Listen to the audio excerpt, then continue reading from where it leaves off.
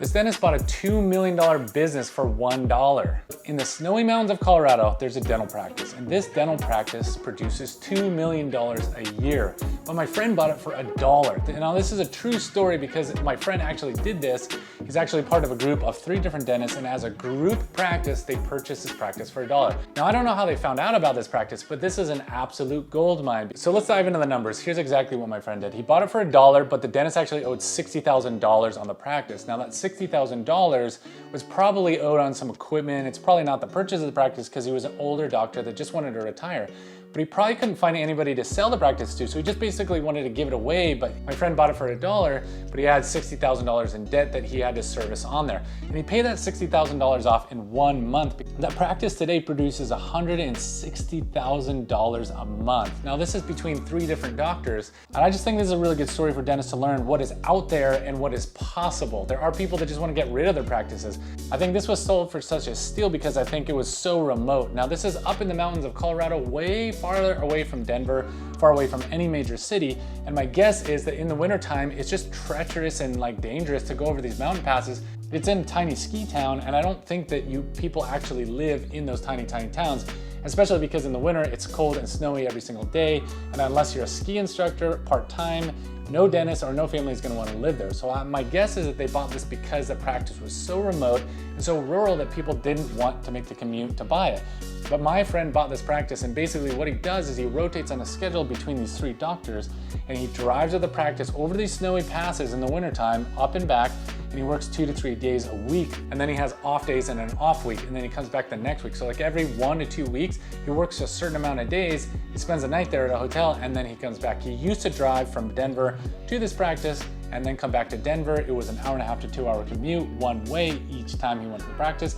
But I think that's how he was able to do it. So I think in dentistry, everybody wants to live in the big city and they want to have a lot of money and you want to have all these things, but you pay that price. Some of the dentists that do the best financially, and I mean just absolutely crush it, are in rural areas where other people don't want to live. I had a friend once that owned a private practice in a really, really popular town in Idaho, but it was so competitive, there were so many dentists there. It was saturated like you've never seen it. And this dentist was forced to close his practice and move to East Texas where there is nobody. So if you're a general dentist watching this and you want to own a practice that makes a lot of money with very little effort, go somewhere that nobody else wants to live. Go to a town that is not saturated, that doesn't have any dental corporations or any other dentists within the entire city. The least amount of dentists you have, the more success that you're gonna have and the easier things are gonna be. If there's more cows in your town than there are people, you're probably not gonna wanna live there, and your kids are not gonna wanna live there, and your spouse is probably not gonna wanna live there because there's no shopping, there's nothing to do. So this particular practice makes so much money because my friend was able to get a good deal on it, and now they have no debt. He paid off the $60,000 in debt the first month they had it, and now it cash flows just tremendously. And he doesn't even work in this practice more than a few days a week. So hopefully this video helps you understand that there are practices out there that are just steals, and that practices that are more rural generally are easier, not always, but generally they're easier to make money in general. Now it's probably harder to get staff and equipment and all this kind of stuff, but in general, these practices have less competition, and in this particular town, this practice is just booming. Now, one thing to know is that these are veteran doctors. These 3 doctors have worked together and worked together cooperatively and worked together really well over the years, and they own multiple practices. So this isn't their first practice that they bought together or run together, so they have these systems in place before they went in there. They didn't just graduate, get a degree, and just, I'm gonna wing it and I'm gonna go buy this practice, or even for $1. It would be difficult to run a practice right out of school. These doctors have been doing it for years, and they have a lot of skills. I know my friend is very proficient at doing dentistry. One thing to note is that he rifles through treatment, not rifling through treatment that's unnecessary, and I want to be clear about that. He rifles through dental treatment because he's really, really fast.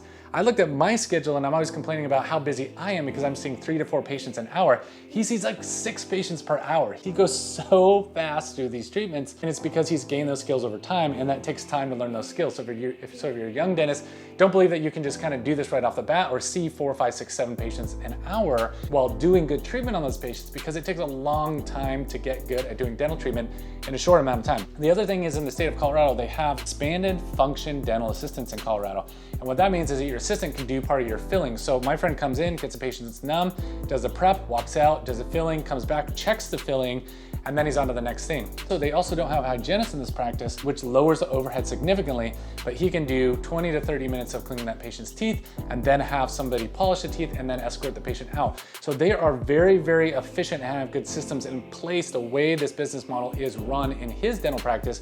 Then when they acquired this, they had everything. They just pulled that into their conglomerate of dental practice. So it's not something you can just do overnight. It's not like you can just go get lucky on this practice. If you don't have good dental skills or good personal communication skills, it takes a long time to develop those. But once you have those, you can absolutely find practices like these and go do them if you're willing to do that commute, which most people honestly aren't. They don't want to put in that extra work, but there are practices out there that can be liquidated for a very, very cheap price. I remember I was looking in a practice over COVID as an older doctor, and he just wanted to get out of Dodge. He was basically gonna give me his practice for free, and I'm glad I didn't buy that practice because at the time I was super stressed out, trying to get my own systems and processes in the way, and I'm glad I didn't buy that because my practice is doing really well now. I was able to focus on just this practice, but he was like literally gonna give it away for free. And it's really interesting because if you wait for the right practice, you can get a killer practice. And just knowing that this is possible, hopefully this will help you in your own practice so that you can understand what is out there and what is not. And if you're practicing by yourself and you're not networking and talking to other dentists, you'd have no idea that this even existed. So hopefully this helps some dentists out there somewhere learn what is possible and learn maybe how to do something that somebody else did, because the quickest way to success is doing something that somebody else has done successfully. If somebody else has done something successfully, you can do it too if you follow in their shoes. So hopefully this video can do that if that's something you're interested in.